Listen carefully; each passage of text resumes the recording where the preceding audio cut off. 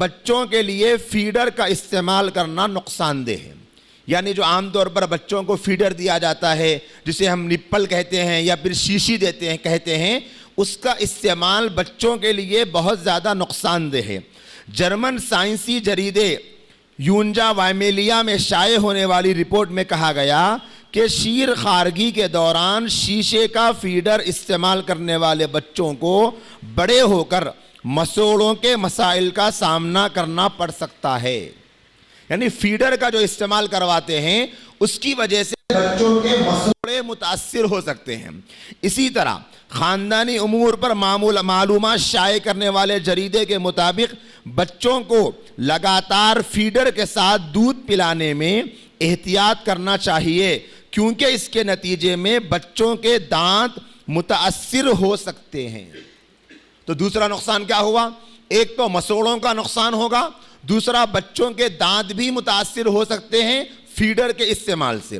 اب دیکھیے, سائنسی جریدے کے مطابق بچوں کو فیڈر کا استعمال بیکٹیریا, جراثیم اور دیگر ایسی بیماریوں میں مبتلا کرتا ہے جو دانت کمزور کرنے کا سبب بن سکتے ہیں. تو پہلا نقصان ہوا کہ مسوڑے متاثر ہوتے, دوسرا نقصان ہوا کہ بچے کے دانت متاثر ہوتے, اور تیسرا نقصان ہے کہ بیکٹیریا اور جراثیم بھی بچے کے اندر منتقل ہوتے ہیں. پھر اب آگے سنیے, یہ جو بچوں کو فیڈر کے ذریعے سے یہ جو دودھ پلایا جاتا ہے نپل کے ذریعے, شیشی کے ذریعے سے, اس کے بارے میں اتنی تحقیقات آئی ہے اور ماہرین نے اتنی تفصیلات لکھی ہے کہ آپ کچھ بھی کریں اس کے اندر کے جراثیم جاتے ہی نہیں.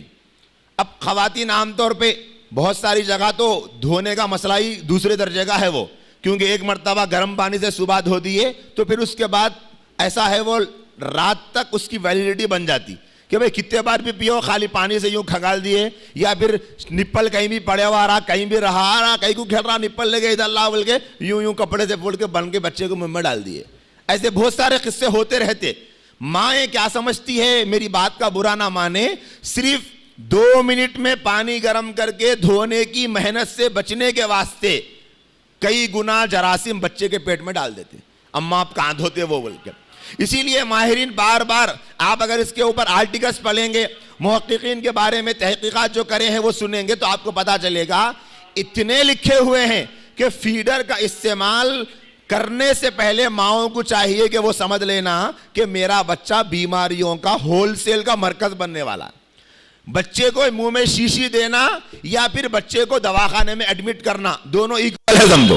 اگر کوئی ماں یہ چاہیے کہ ہوتی تو میرا بچہ دواخانے کو لے گیا تو آٹومیٹک چلے آتا ہونے دواخانے کو. کیوں؟ اتنا نقصان لکھنے والے لکھتے ہیں کہ اگر کوئی ماں ایسی ہے کہ وہ اپنے بچے کو ہر مرتبہ دودھ پلانے سے پہلے گرم پانی کر کے پوری محنت کے ساتھ وہ جو نپل ہے پلاسٹک کے جو آتے ربڑ کے, اس کو دھو کے پلاتی ہے, تب بھی 100% گارنٹی نہیں ہے کہ اس میں بیکٹیریا جراثیم ہے.